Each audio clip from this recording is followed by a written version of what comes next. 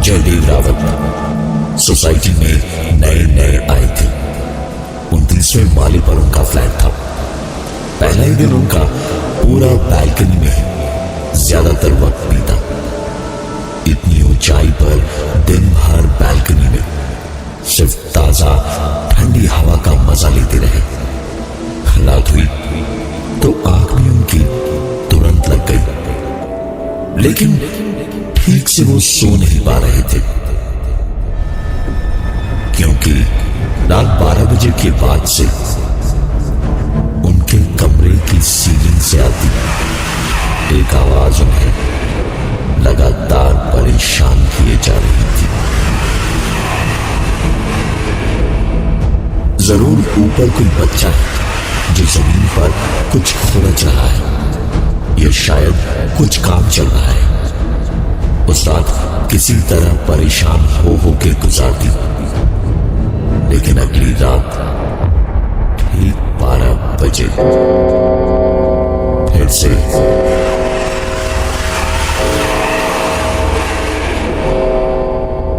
जयदेव ने बड़ी करवटें बदली, कानों को तकिए से ढक के सोने की कोशिश भी की।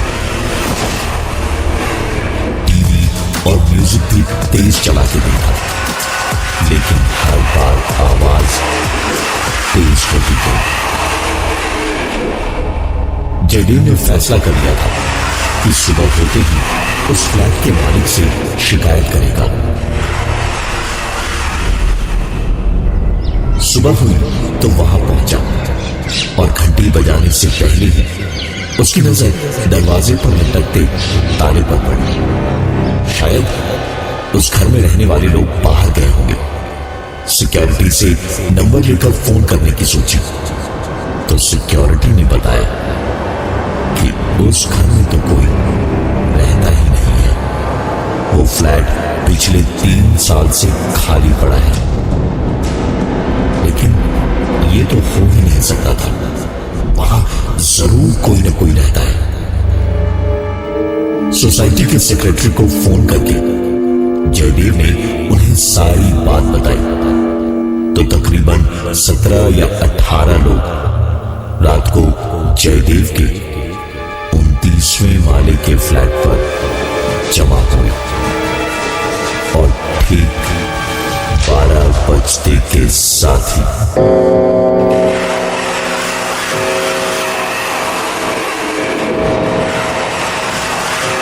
सबकी सांसें जैसे हलक में अटक गई थी, क्योंकि आवाज तो थी लेकिन काफी तेज। सेक्रेटरी के पास में उस फ्लैट की चाबी थी। वो तुरंत सबके आगे आगे दौड़े और बाकी सभी पीछे पीछे आते गए।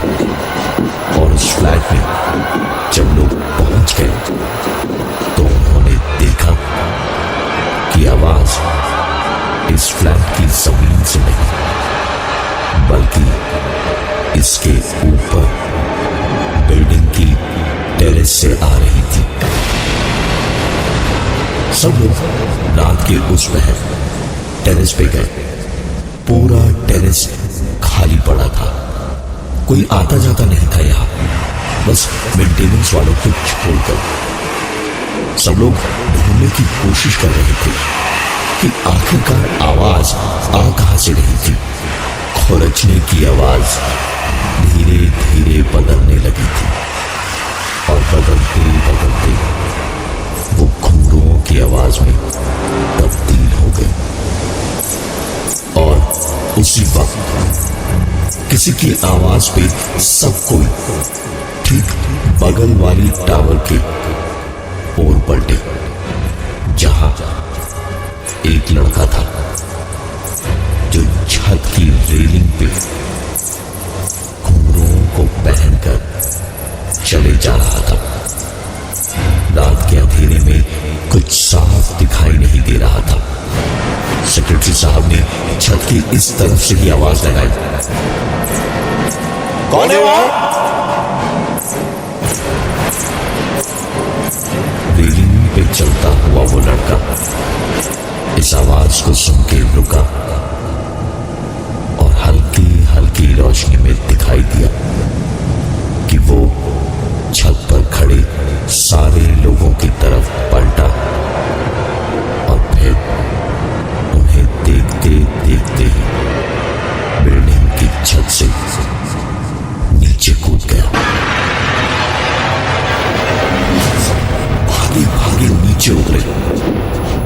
नीचे उन्हें कोई नहीं मिला, पर वो तो सबके सामने ही कूदा था।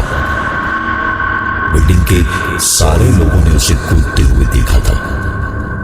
एक ही तरीका था सच्चाई का पता लगाने का, सीसीटीवी फुटेज। सिक्योरिटी का सीसीटीवी फुटेज चेक करवाया गया। हर एक मिनट को ध्यान से देखा गया। कुछ भी दिखाई नहीं दिया सिवाय एक चीज के।